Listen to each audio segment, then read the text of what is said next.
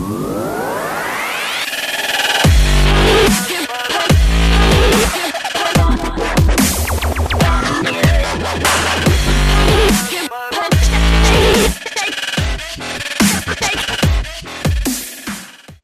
ladies and gentlemen, and welcome back to Squire Syndrome Podcast, the best podcast about TV ever created. Says I am Ben Gilman. As always, I am joined by Tom Hill. Hey. Cool. Who's your favourite Muppet? Favourite Muppet? Yeah, I was trying to be random. I don't know, probably Gonzo, but I need to think about it. Good pick. I'm joined by the master strummer himself, Dan Rudge. Hey, who's your favourite Ninja Turtle? Favourite Ninja Turtle? Yeah. Donatello. Gotta be Michelangelo, man. How can you go for anything else? I'm feeling no. Donatello's cool. No, I'm with Dan. Donatello's the best one. So that's 2 for 2. And we're joined by Troy Salmon. What's up? Cool.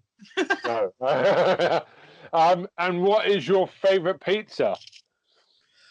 Oh, my favorite pizza. I'd say double pepperoni, man. Keep it simple. Ooh, nice, classic. Okay. Yeah, taking that. I would have taken meat feast as well. Okay. Wait, what was that now about? What was that? Free If for it free. doesn't have black olives on it, I don't want to know. That is because you are sick and twisted, Daniel. You're a sick guy. Yeah, olives.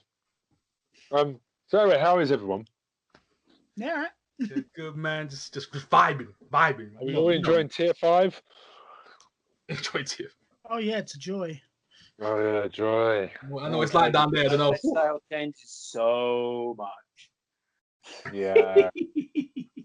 Yeah. So I'm going to reattach from my lips to David Tennant's bottom now because I'm going first. So I wanted to talk about Stage Season 2. Bastard.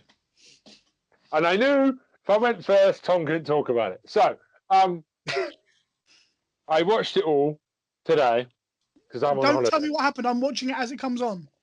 Okay, so I'm just going to generally talk about how much fun David Tennant is, and I now have to be very careful where I talk. Oh my gosh. Damn right.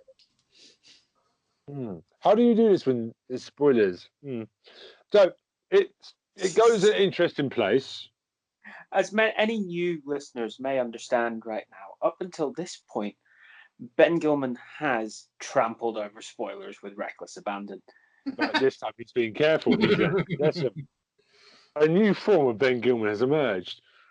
So Because Ben is fully aware that Tom will show up and bitch slap him if he ruins this film. I'm glad I asked you first before I went too far. See, I'm pacing myself. So obviously it's a great comedy set on Zoom, recorded on Zoom in lockdown between David Tennant and Michael Sheen and other celebrity friends that I will not spoil because Tom hasn't seen them. There are some it's like season 1 with the cameos. It's brilliant. See, I don't mind knowing who's in it, just as long as I don't know like the whole story. I don't want to tell you. I want you just to go holy S word when you see them. I'm not going to tell you. Fair enough. I appreciate Specifically that holy S word. Have you seen it, Dan? No. No? Troy? I've seen it. Yeah, I've seen it. So you've seen the whole thing? The whole season 2? I've seen it. So it's funnier, which is really hard to do because season 1 was really good. And obviously, I'm not spoiling it if I say David Tennant and Michael Sheen try and throw each other under the bus again in front of each other and in front of other people. This is difficult to do when I'm trying not to talk about it so much now. Just go around it. Yeah. Basically, they've built the first. They're talking about the first season, which became very popular. So they're basically talking about American remake, and that David Tennant and Michael Sheen are not Hollywood enough. But every other member of the cast from the first show is in it. Yeah. But if you've ever seen the recent Doctor Who, you know that he's a brilliant actor, so better than Jodie Whittaker. I'm not talking about that. Here we go. For God's sake. Gee, I'm not. You are. What? Ben, you done it again. You did it again, Ben. Okay, fine. I do. What I do want to talk about them is David Tennant in Jessica Jones, because I don't think I've ever brought this up. No, I don't think you have talked about it. No. Great show, by the way. Yeah, I just wanted to theme it. I was going to do Criminal, but I'm saving that for another week. So Jessica Jones is based on the Marvel character, part of the Defenders lineup on Netflix. It's about a boozy superhero detective who is pretty much trouble. Jessica Ritter. No, I've got her name wrong. No, Jessica Ritter. Some woman. Oh, I'm so professional today. But David Tennant is playing what I would like to think is the if you know at the end of Doctor Who season 4, the blue suited Doctor, the half human Doctor that goes off with Rose Tyler. I like to believe this is the guy that murdered Rose Tyler, her entire annoying family, and became an arsehole. Because David Tennant plays a real evil. Ben, seek help. Oh my God, you've lost it now. No, it's just I don't want to see Billie Piper and her weird teeth that grow bigger than Bucky O'Hare. Wow! In the Doctor Who universe. Yeah, what? Kirsten Ritter. But anyway, Kirsten Ritter is Jessica Jones. She's brilliant. Obviously, that's where Luke Cage came from. The Purple Man was an attempt by Marvel Comics to bring more gritty realism to their villains. Yeah, edginess. In the wake of critical dismissal of the more cheesy villains that were just hyper powerful, but then just didn't make sense in the world. Yeah. Kind of thing. Yeah. And he was basically this unstoppable mind controller who was also petty, carnal, and vain, selfish, and all that sort of. So in the comics, he ends up being someone who you can predict quite well. So he doesn't ever rise to any major level of power, but he does manage to cause a lot of trauma to quite a lot of people along the way. Yeah. Definitely. Yeah. And I just wanted to say how good his acting is, because, I think at this time he was still just coming off Doctor Who. Jessica Jones, wait a minute. I need to think. That was 2015 was the series he was in, wasn't it? But this is the start of him beginning to play interesting roles that aren't always nice people, which is good. Well, I disagree with that. He played a couple of very interesting roles before he got Doctor Who. Where he didn't play nice people. He just wasn't as famous. Well, thank you for correcting me. I haven't seen it. Well, there's one called There's one called Blackpool, which is definitely worth watching. Oh, that's with David Morrissey. Yes. For that. Very good show. I just wanted to talk about the versatility of David Tennant, because if you've seen at the time, Daredevil season 1 was the only other one that Netflix had done in the Marvel universe, and Vincent something, the Kingpin, was a really hard. Oh, Richard DeFronio. Yeah, thank you. Very hard to follow, but David Tennant just does his own thing, and it starts a running joke of there's been quite a few shows where Blackwater fell. If you remember that last year, I spoke about it on the podcast, the Channel 4 one, with the fire on Channel 4. David Tennant has a habit now of acting in shows where he goes, Jessica, really evil-like. So this started a great tradition. And I think the show was poorer for him without him in season 2 and 3. I wouldn't have killed him off. I watched season 2 and 3 of Jessica Jones. No, it's good. It's just Mrs. David Tennant. The bad guys are not as memorable. Yeah, nowhere near as good. Yeah. I mean, they're still good. Thing is, David Tennant is, bar none, the best theatre actor in the world right now. He is, in terms of stage performance, there is nobody better. And he's great. He obviously picks projects that he enjoys rather than just ones that will make him money. Exactly. And that's a brilliant place for him to be in. And also, a stage has showed us he needs to get out of the house a lot so that he can't look after his kids because he's a terrible father. That's the only thing we can get him on. I think you'll find he's playing a character there, probably. Yeah, I know. It's a joke. It's a I know. joke. Jeez. Obviously, Squire Syndrome's opinions are not the ones of Ben Gilman. Yeah, I get it. Ben, We're going to get a you t-shirt. said today, I just had to be sure. Disclaimer. Anyway, at least he's got it in there and I didn't have to say it. Yeah. I will say, though, I do think David Tennant's beginning to look like a young Hagrid from Harry Potter. So if they ever do a reboot, he's looking like a really skinny Hagrid. He's got...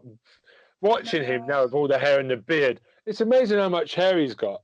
It's kind of like he's gone feral. To be honest, I'd want him to play Snape if they were doing a remake. Maybe Fantastic Fantastic Beasts will go through that and David Tennant will find a role. Okay, he might find a role, here's but a he won't be question, Snape. right? Here's a question, right? Go on. If you could make one remake of any one film, not a franchise, any one film, Okay.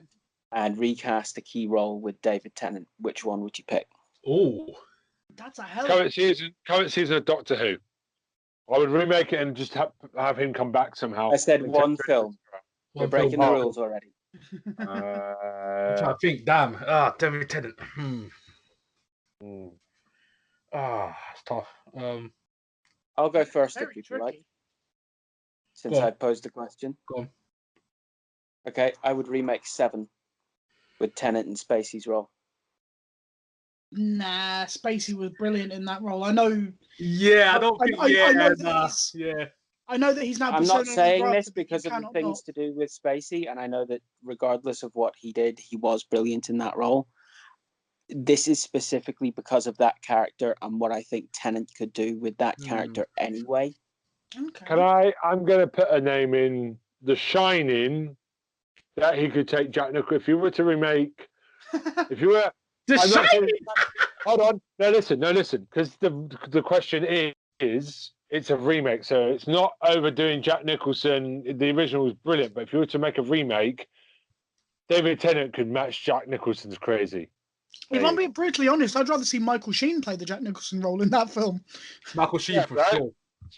I was Right, just yeah. thinking Michael Sheen for One Flew Yeah. Over the Cuckoo's Nest. Yeah. Well, Oh, any yeah, film, yes. I think Michael Sheen would do a great job. So it's the stage universe is going to be like horror. Brilliant. Okay. Okay. Okay. I'm having That's real what I trouble wanted to giving say. answers to this, man. Also, Kota Ibushi is the IWGP champion, so I'm very happy. Why? Next one. Ben, what the heck, Troy Ben? will bring it on. And I just don't give a fuck anymore. So, Troy, whoever's up next, go for it. Oh my word. I came to fight. Wow. Okay, well, who's next? Is it me, yeah? I'm not going to picture this podcast. I'm fighting. Yeah, the angry Englishman has spoken. All right, okay. He's not in the queue anymore. All right, here we go. Okay. So what was your pick, Ben? What was your pick? Just one pick. Stage and Jessica Jones. Okay, all right. So let's see my 2 picks. Let's see. We'll start off with this first one. Have I changed your picks as well? No. You haven't changed my picks now. Okay, good.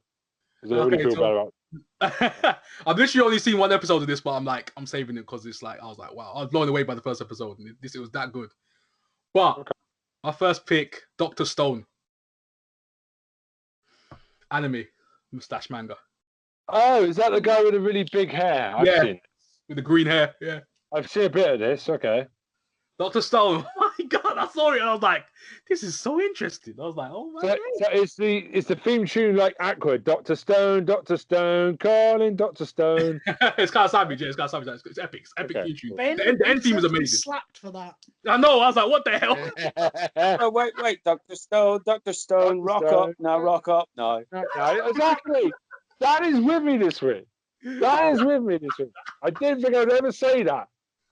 Oh my goodness God bless gracious! you, Already. Dan's my friend this week. Okay. All right. Okay.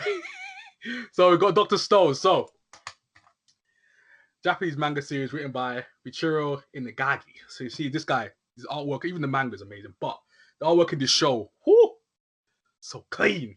Professional, so clean. Trust me. Animation in the show is flipping amazing. But the plot itself.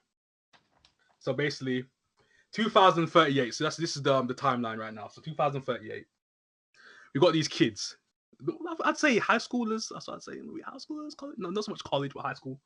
We got this guy,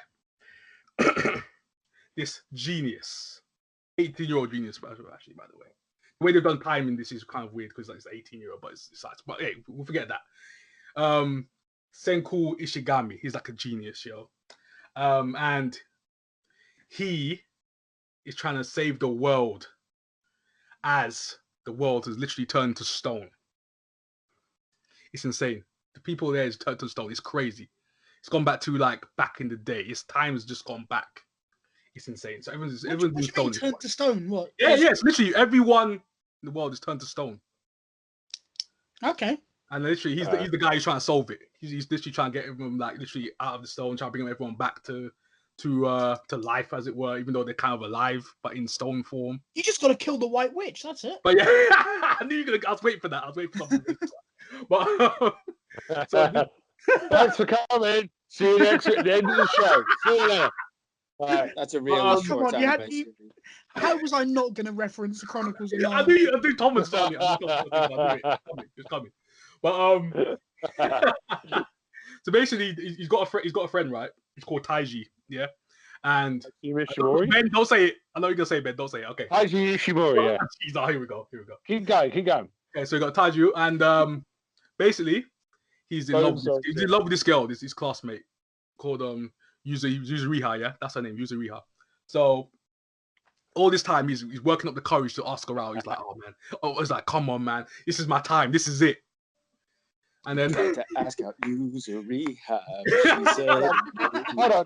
So if it's Taiji Ishimori, that'd be Dr. Bone, calling Dr. Bone. Here we go. My goodness. All right. Okay. Sorry, I'll let you go on. Sorry. So Senku literally gives him this. He made some concoction, gives it to him, and Taiju goes, "No, I ain't taking that because it's like a love potion type thing." Well, he made him believe it was a love potion, but he didn't take it. So then, because literally he would have died if he took it. And then the friends around like, "Why would you make him take that?" And he's like, "Nah, I wouldn't have done it anyway. He's a coward." So literally, this leads into the scene outside. So he's gonna ask her out now, and this is pre-stone. This is pre-stone era. So literally, he's about to ask her out now. And as soon as he's about to ask her out, this random wave of aura just comes upon the whole of Japan, where they are, they're around the whole world. Stone era hits. And 3,700 years goes by. It's insane. And it's like, literally, you see the time passing as well. It's like, I don't know if you're saying they go to the year 3000. Yeah, until the... Okay, no, I'm not going to sing it. I was about to do it. I was like, no, hold yourself back, Troy. Hold yourself back.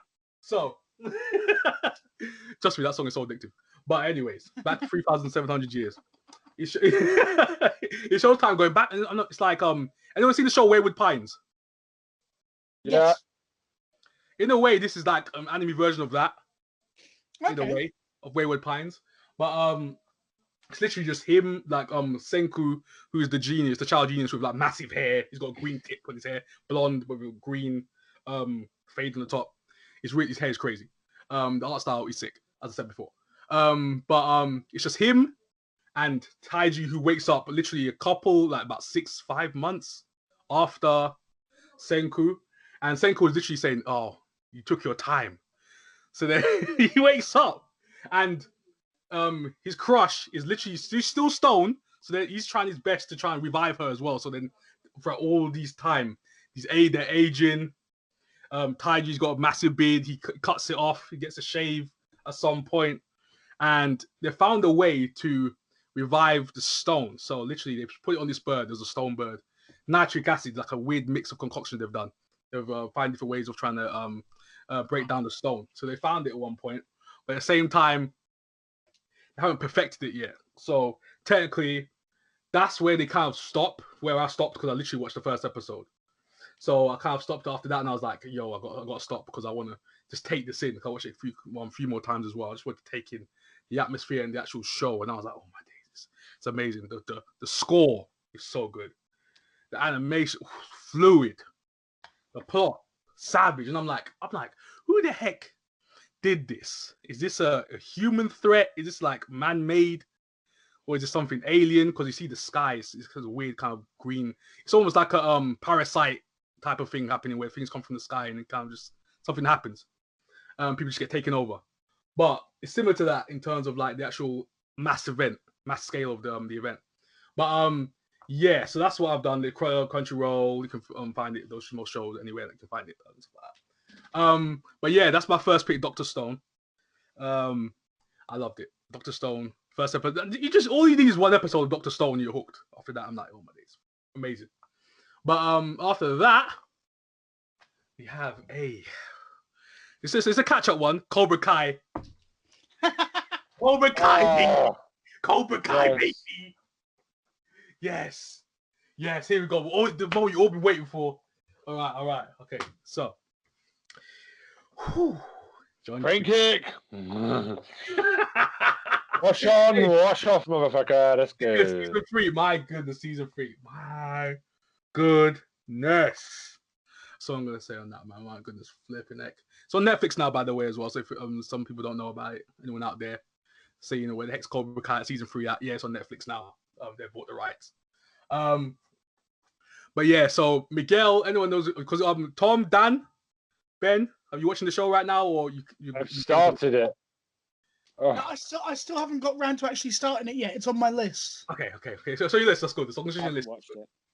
Oh, I started watching it this week to wash out Jodie Whittaker out of my teeth. Yeah, pretty good. Stop attacking Jodie Whittaker.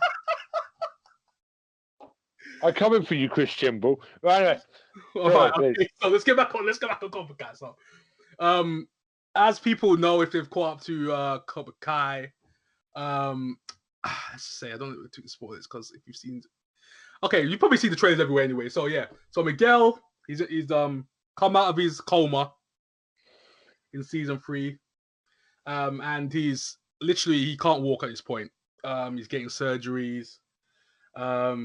Johnny's come to see him a couple of times, but he feels he shouldn't come to see him because his mum's kind of like blames him for what happened to him in the season 2 end school fight, which was, I'll tell you something right now, yo. That season 2 school fight is still one of the best choreographed child scene fights I've ever seen in my life. It's just the way the cinematography, the camera work, end of season 2 is so good. But let's go back on season 3. John Kreese, Martin Cove, one of the best actors like ever. The villain, the overarching villain, he's in charge of Cobra Kai now because he kicked out Johnny at the end of season 2. He's in charge. He's got all these kids. He's got Hawk and all the other kids in there, and he's going out to find the strong. So the kids in Cobra Kai right now, they ain't safe. So they're like, yeah, I'm in Cobra Kai, man. We can do what the heck we want. Nah. Kreese is like, ain't having that. Sitting on your levels, doing nothing, slacking. He goes out to find a wrestler. He goes out to find a female basketballer who's just a savage. Like a Shane, I don't know. I was about to go Ben mode. I was about to say, no, I'm not going to say it. But I was about to say a wrestler, but I'm not going to do it. I'm not going to do it. I just led into it. I was like, Ben. I've turned into Troy Salmon this week, I have. Right. Okay. You've done it, but you set me off. I was like, okay, I didn't do it. Okay. Sorry. He just gets the strongest people, and literally he sets up like a fight between these sports people and his own people in his own dojo. And whoever wins and his own people, if the own person lost, they'd be kicked out and they'd replace him. So that happened at some point, and then literally he goes down. Kreese is that guy, yo. He wants the best, nothing else. So that's Kreese's storyline part throughout the whole season 3. But then you have Danny, and then you got John. So Johnny. So Danny, so his daughter's still kind of traumatized by the end of season 2. She's got the 3 scars on her arm of what happened with Tori cutting her up in that last school fight. And she's trying to get over it for like most of season 3 until like towards the end. 'Cause I'm not trying to spoil too much. And then you got Robbie, who is Miyagi-Do student, who kicked Miguel off the top of this flight of stairs, got him in the coma. So he's in prison for like some of the season. He's in prison for some of it. Yeah, I'm gonna leave that there because a lot of stuff just goes around that.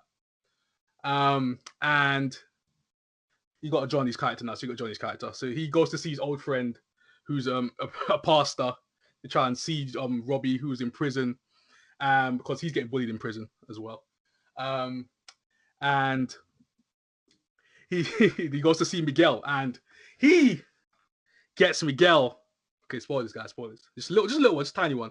He gets me. You've probably seen the trailers, anyways. But he gets Miguel back on his feet. He brings Miguel to a rock concert.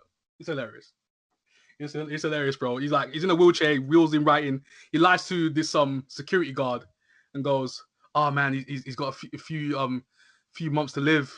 And then Miguel goes, just tries to pretend, and he goes in there, and as the music's playing, his foot starts tapping because literally he has no feeling in his feet.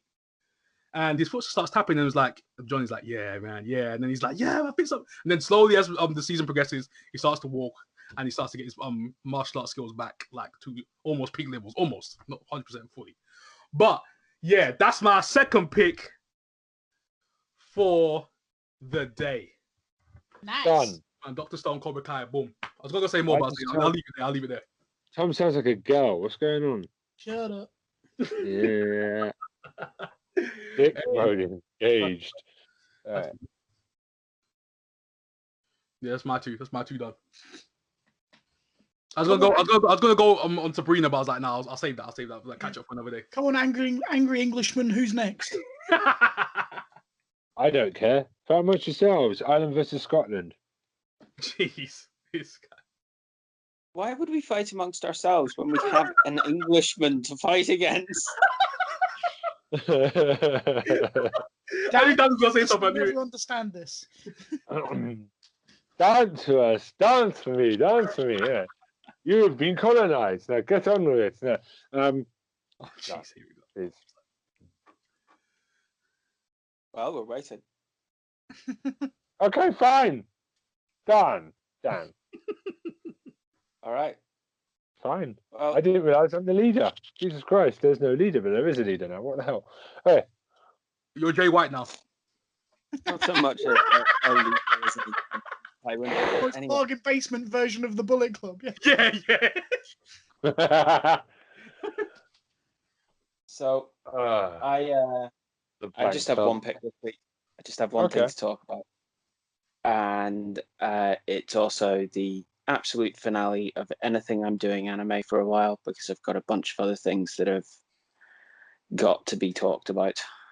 So I've saved the absolute best that I've found for last. Yes. And I'm pretty certain at least one of you is going to agree with me that it does deserve consideration for the best. This is an anime which the one I watched was released in 2011. The original was released in, I think, 1999. And it's called Hunter x Hunter. Hunter x Hunter. Baby boy. Oh, Okay. Oh, Oh, yes. Go for it. How do I start this off? I'll start just with a sort of synopsis summary. It follows a 12-year-old boy called Going Freaks. And he wants to be a hunter. And the reason that he wants to be a hunter is that his dad, who he initially thought was dead, he finds out is alive and is a hunter himself, and a really good one at that. He wants to become a hunter to find out what being a hunter is all about. And in a really innocent way, he says to find out why it was so good that his dad left. Because Gon himself was raised by his aunt, Mito. And when he's 12, he lands the biggest fish in the lake in their village, with equaling the record that his father had. And he goes off to try for the hunter exam, having satisfied the conditions set by his aunt.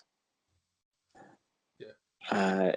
In the hunter exam, he meets up with 3 other characters who become sort of a troupe with him of some sort.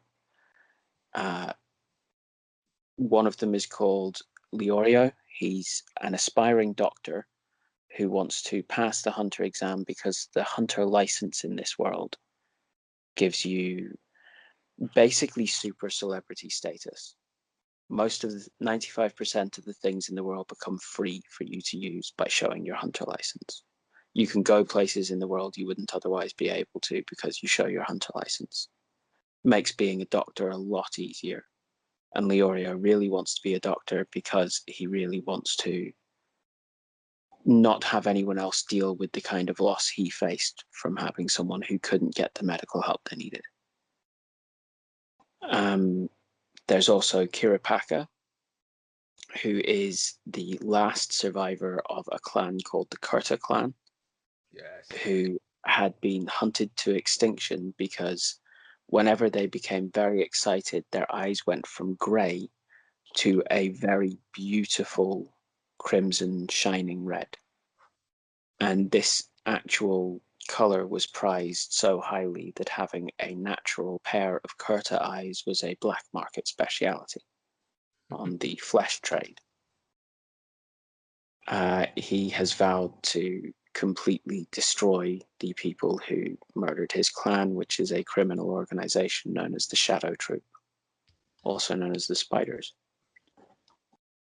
There's also another 12-year-old called Kilua, who is one of the sons of a clan of assassins known as the Zoltek family, who are a scary and freaky, almost Addams Family kind of bunch.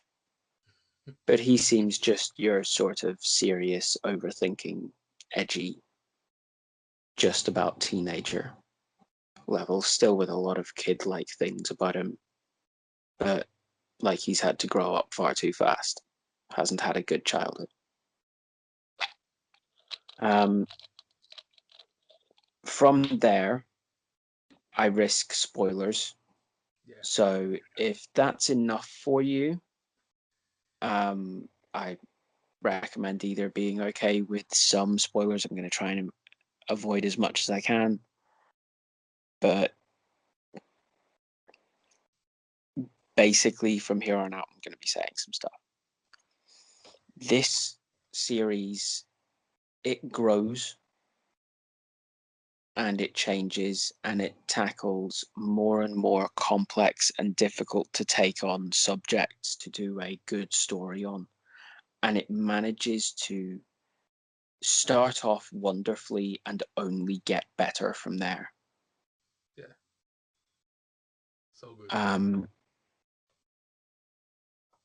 Up to a certain point, it's actually quite lighthearted. There is some death and stuff, but there is still some lightheartedness to it. And then there's parts of it that get entirely very, very serious. And there's parts that completely take the rug out from under you. And there's epic battles, and there's heart-wrenching reasonings, and there's curious jumps of logic, and you don't quite know what's going on at certain times or why something's happening, and very well narrated. The dub is wonderful, which is a rarity.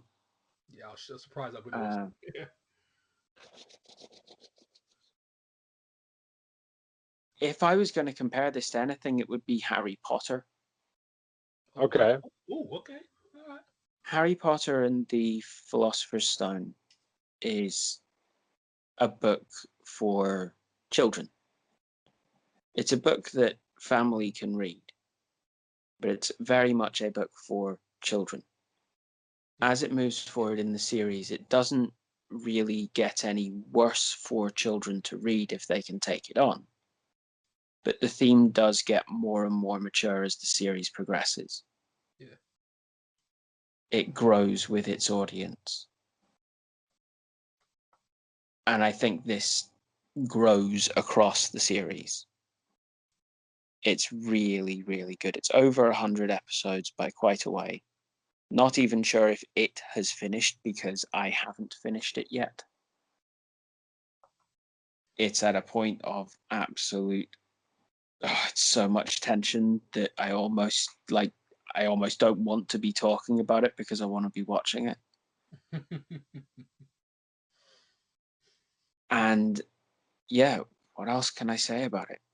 It's shown and done well. It's shonen done well. Like the endless, like your Naruto's, your Bleachers, your One Pieces. They go on forever and a day, but this is a show for people that don't like shonen. That's what I would take away from it. It's really fast paced, good show. It has its own way of doing things entirely. It Yeah. was done by the husband of the writer of Sailor Moon, Mm-hmm. and it does have quite a lot of that charm to it as well. And also, there are references to Sailor Moon in this, and references to this in Sailor Moon. Sailor Moon, one of the great shows of all time. There is. It goes to so many places as well. Like it starts on Whale Island. That's where Gon is from. It goes to places like a fighting arena called Heaven's Arena. It goes to deal with people in the mafia. Like it goes to this weird place called the NGL, where like technology is supposedly like not allowed at all. You see things about all sorts of things like monsters, magical beasts, assassins, hunter versus hunter competition. There's an anti-hero in there who is creepy as all get out. One of the creepiest I've seen. Called Hisoka.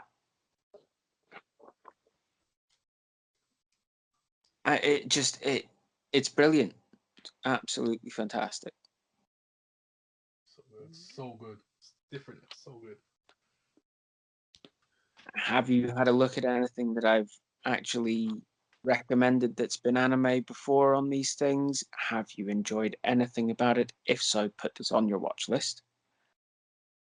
If you're wondering how to get into one of the longer series and which one to start with, having watched one or two of the shorter ones, this one is one to actually go with.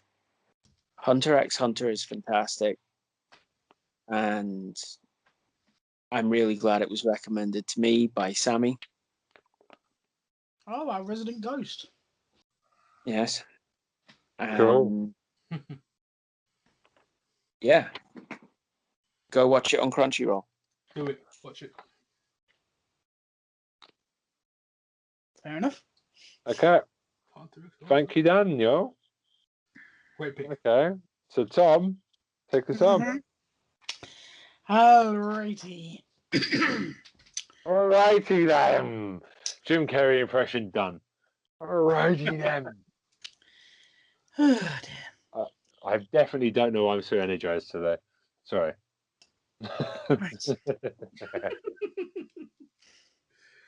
Okay. Ready?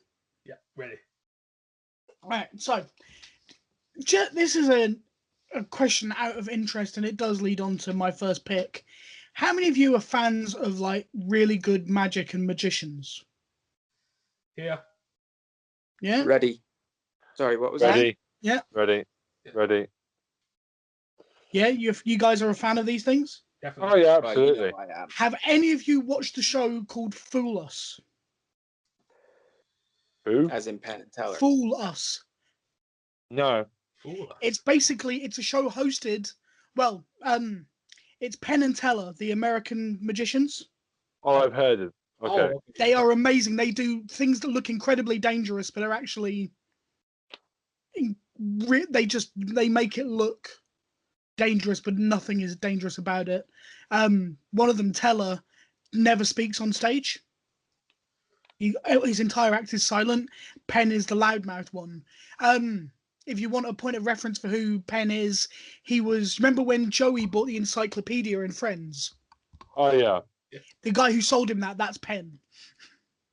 The loudmouth, the big American guy who sold him the encyclopedia Y, whatever it was. Yeah. Anyway, they are both amazing magicians, but this show is about giving other talented musicians an opportunity. See, Penn and Teller have had their own show in Vegas, and in fact, their own theatre in Vegas for years. Yeah, they're really good. They're really good. They're amazing. Yeah. And this show is they invite other magicians to come on and do their act. And if Penn and Teller can't work out how they did it, they then get to open the show for them in Vegas. They get a 5-star trip to Vegas and open their show for them. So it's a huge opportunity for any magician who wants to get noticed. Some of it is magicians who are already very well known within the industry, but it's an amazing opportunity, and it's fantastic because Teller, like I say, doesn't really speak, but he is one of the most knowledgeable men about magic in the world. And it's interesting to see the people who get random. It's interesting the different kind of acts, because anything is good to go if it can be classed as magical. So you've got mind reading acts, escapology, all these guys try and get past Penn and Teller, and very few do. It's a really good show. It was originally done in London, so Penn and Teller came over from Vegas and did the show in London. And if they get fooled, they give the person a trophy. There's basically a massive F and U. Yeah. Yeah. Which I just like. It appeals to my childish sense of humour. Like yeah, and it's a nice nod. It's really well done.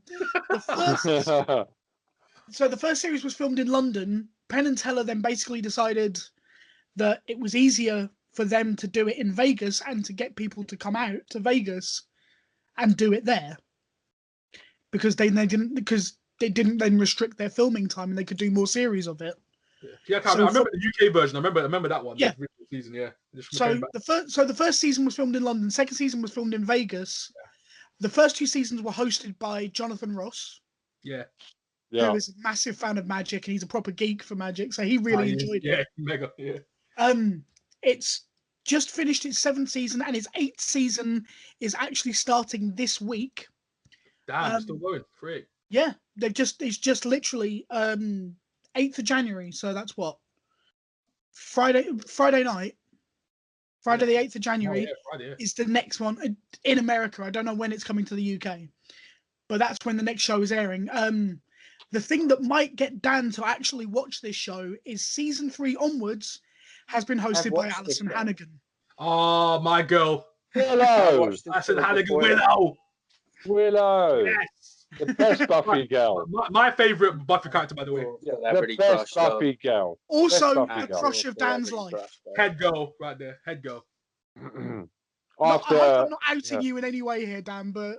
Hey, that's nothing to be what. Hey, she's mine too. Hey, she's a great actress. Hey, I'm proud of my choice. Okay? Hey, I'm proud for you, bro. I'm not knocking your choice. I'm just saying it might be another reason to watch this show for you. Hey, Dan, we might have a fight over that. I've already seen the show.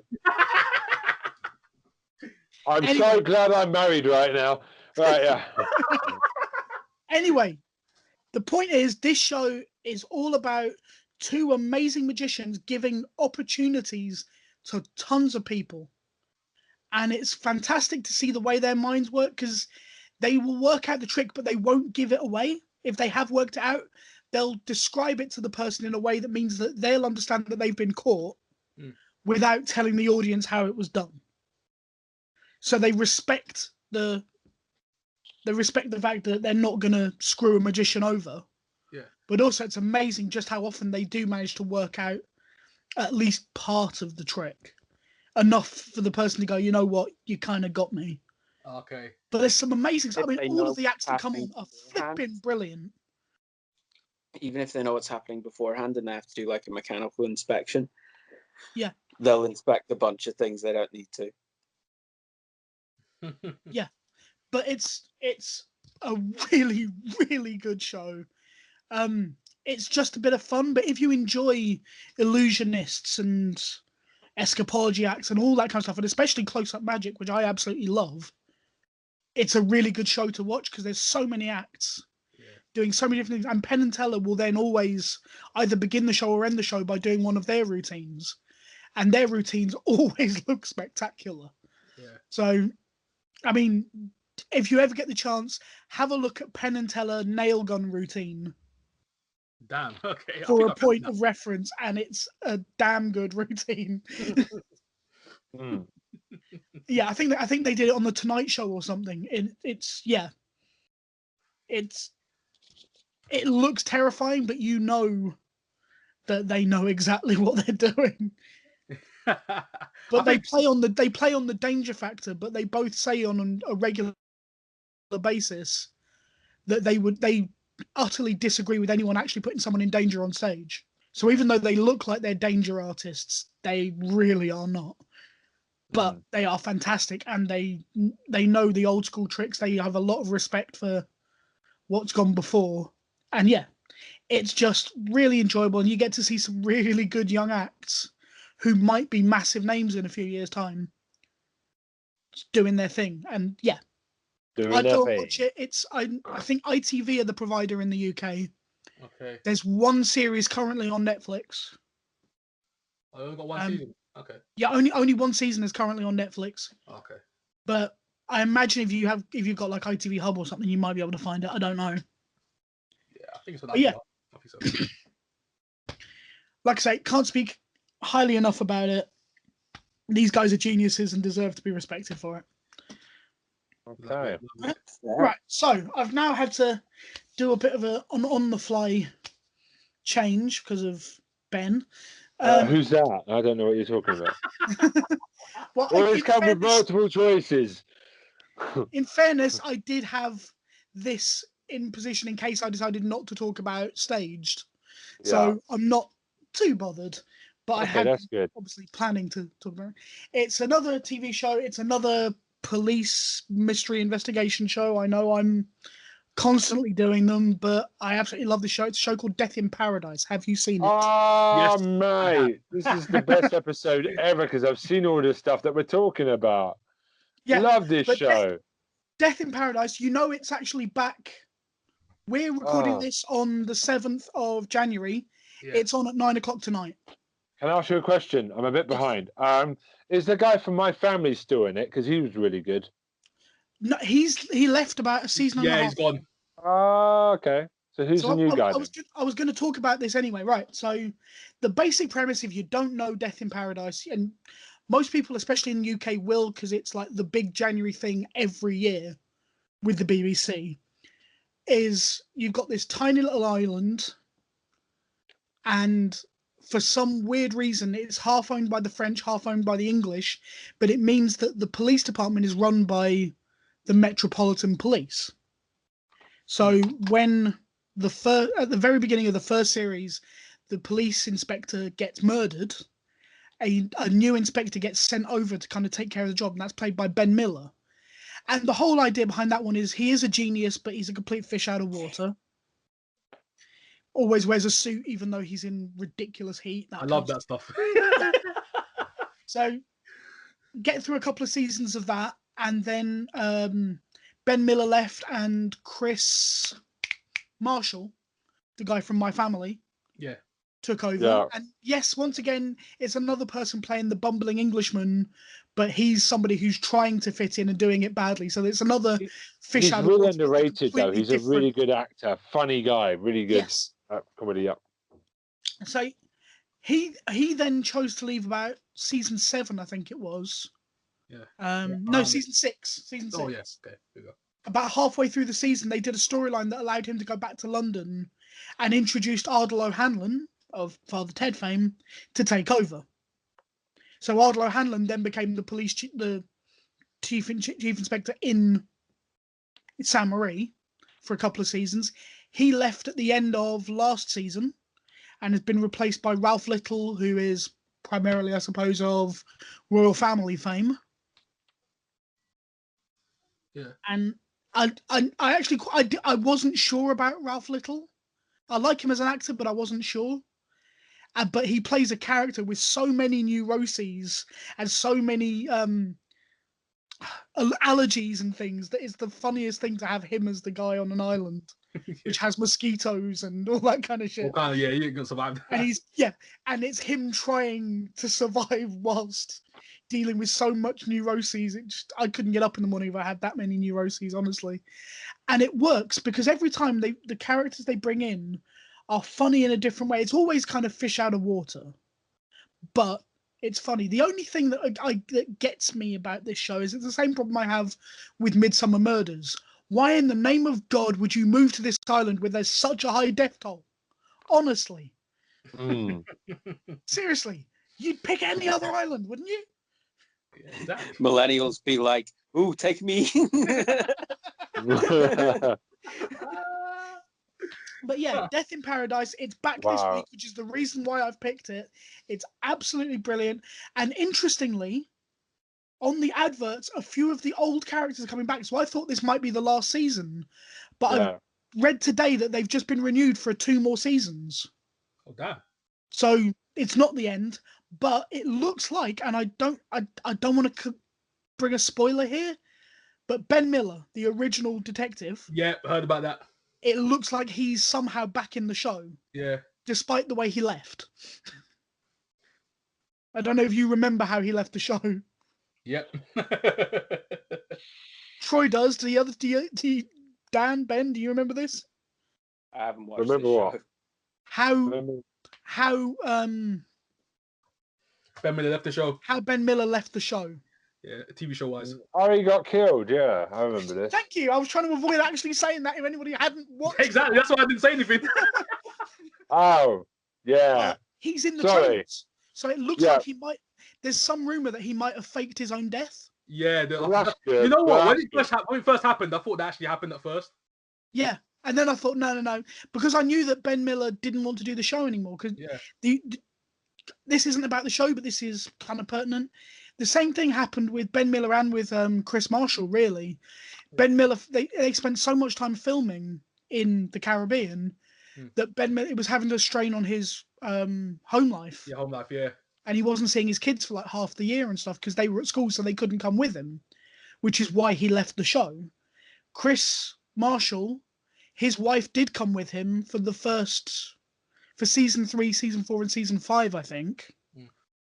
Or for season 3 and season 4, she was with him. Then she got pregnant when they were about to start filming the 5th season. So he went out without her and he hated not having her there. Which is why he jacked it in halfway through season 6. Yeah. I think Hanlon just did it for a while and then decided he'd done enough. I don't know about that one. But for Chris Marshall and for Ben Miller, it was family reasons that stopped them doing the show for longer. But they both had great characters and both of them left the show in good ways. And yeah, so it's interesting. I'll be intrigued to see whether Ben Miller's character turns out to have faked his own death or whether it's some other way they brought him back. But I'm looking forward to it. Yeah. And like I say, it's on tonight. Yeah. He's my favourite one anyway. Obviously this won't go out until the weekend, but as we record this right now, it's on in like an hour's time from now. Yeah. So, so if you like it, pick it up, watch it. It's easy watching. It's not going to tax your brain. It's good fun, and you guys all know I love a whodunit. And yeah, it's basically that set in a really nice tropical location. And it's good fun. Paradise. So good. So yeah, those are my picks for this week. Good picks. I keep putting off one pick that I really want to do. But I think I would annoy one of you if I did. So I keep thinking about doing it and then deciding against it. Just do it, bro. Just do it. Now I will do it another week, I promise. To be continued. Dun dun. Okay, so I have an email. Before we go. Do you have an email? I don't have any email. I checked the inbox today. Nobody's sending us anything, but they're obviously sending it to the YouTube. Fucking send an email to him. He's lonely. Right. So, can we not just link our Square Eye Syndrome email thing to our YouTube thing? I can add that. Yes, I already have. No, I don't know. Well, we'll have a look at it. Everyone loves a bit of office talk. Anyway, sorry. So the email, it's from, what's your name here? Oh dear God. Oh boy. That's their name? Definitely American. Alex Star. Someone from Holland. Hello. Hey. Alex Star. Carr. Alistair? Alistair. It's Alistair but Carr, like Alistair. I hope I'm Alistair. saying that right. He's Alistair, from probably. Amsterdam in Holland. Hello there, sir. Hello. Hiya. Sorry about that. Alistair Van Nistelrooy. Okay, so I know that surname. Okay, so I've got most of it right. Okay. Just want to say evening, because I guess he knows we record in the evening. Greetings from Holland. Just wanted to say, big fan of the podcast. Have one question for you, which is cool. Are any of you Star Trek fans? Yes. Yes. Yeah, Troy? Yeah, Dan? yeah. No, I said yes in the first place. I'm a massive Star Trek fan. If so, which ones? All of them, I think. I don't hate any Star Trek. No. I like all of them. I'm still watching it now. I still really enjoy the original, I've got to say. Yeah, I mean, yeah, It's the obviously original's good, really yeah. good. The original's still fantastic. Yeah. I Love don't the even mind the Discovery. I even like the film, all the films, even the crap ones. So, like, well, I like some better than others, but I wouldn't say there's a series of Star Trek that I'm like, on. Yeah, You I know? did enjoy the reboot, though, when they rebooted the films. I thought they They're did that very good. well. They're very good. Yeah, it wasn't the greatest for me, but I know we're okay. Not bad. Not bad. Not too bad. It was respectful of where it had come from, I thought. But that's just me. But just don't ask us to explain to you the Initially. timeline now.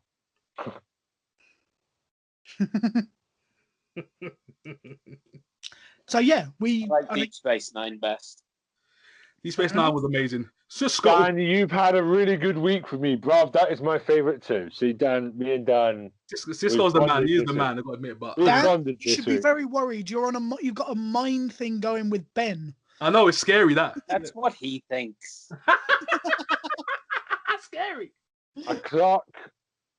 Yeah, okay. I can't even remember that saying. But you also asked, when are you doing the wrestling podcast? See, this is happening now. He does feel though that we should put the wrestling onto that podcast, and I agree with this. But he would be interested to hear that. We are working on it. Yeah. We're going to work on it. These things are in the pipeline. For now, though, if we want to talk about wrestling, it might appear on here. So, until then, so that's the rule. We think of any more YouTubers. I think we're allowed YouTube on here. YouTube's TV, right? I wouldn't have an issue with it. YouTube? What? They're talking about YouTubers.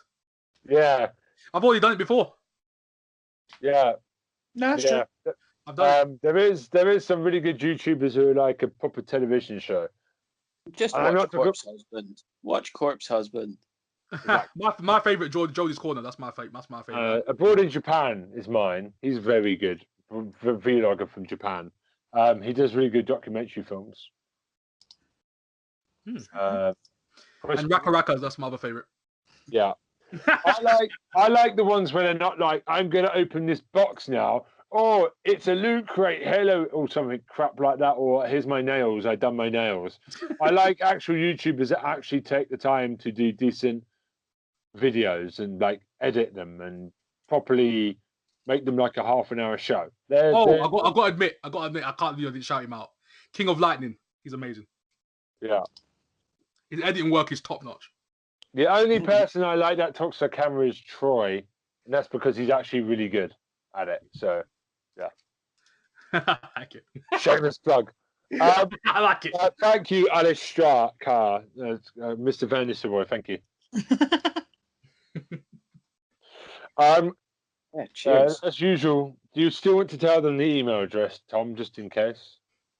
I can do, yeah. It's Square Eye Syndrome 2020 at gmail.com.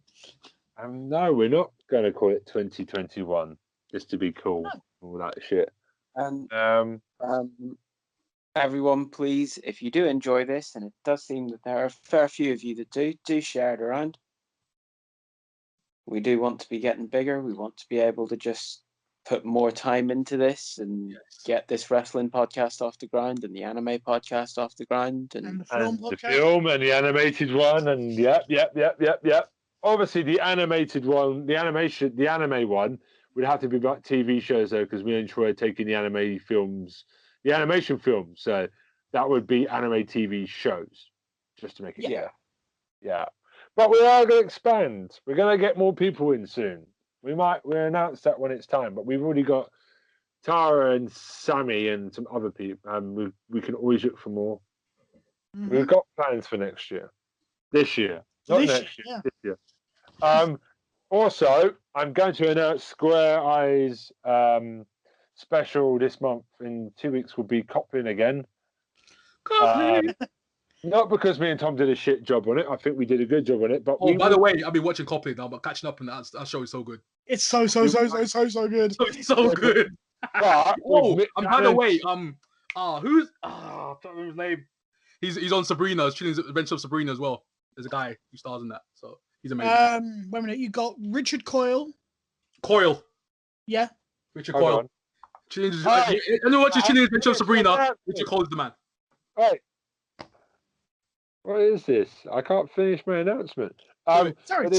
Tom and Troy will be with us to make it more fun and more spaced out. Dan and Troy, yeah, those two people. Yeah, we will be doing that. So we're going to do it. Jonathan Creek gets put back to February because of my slow ass. Sorry about that. Mm-hmm.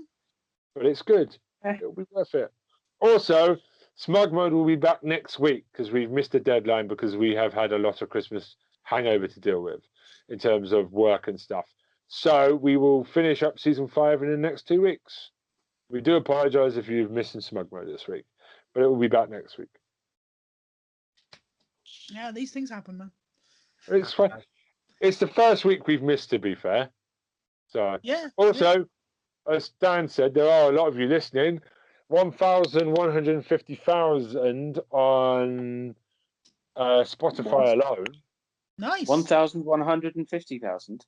Yeah, 1,150. Thank you. Good numbers. Good numbers. That. No, that's views. That's kind of incredible. That's just the Spotify stuff. And we genuinely appreciate each and every one of you. Everyone. Yes. So thank you for all your emails as well. It's nice to have a non-American one. Although I will now update the quickly league tables on the thing before we leave, because we do like to stir shit up in America. That's all stir shit up. Why now? Why now, Ben? It's not political. It's fine. It's not political. That outburst was amazing. Okay, hold on. Number one in America right now of listeners is... Hold on. Oh, the United Kingdom is now ahead of the United States. Oh, wow. Washington. Well, we're just going to leave that there. Washington is now number 1. Ohio is number 2. Virginia is number 3. Yeah, so Washington's number 1. We're just going to make no jokes there. Just be safe, people. Right. So we'll see you next week. It's goodbye from me. Bye from me. Bye from me. He is. God bless you, America.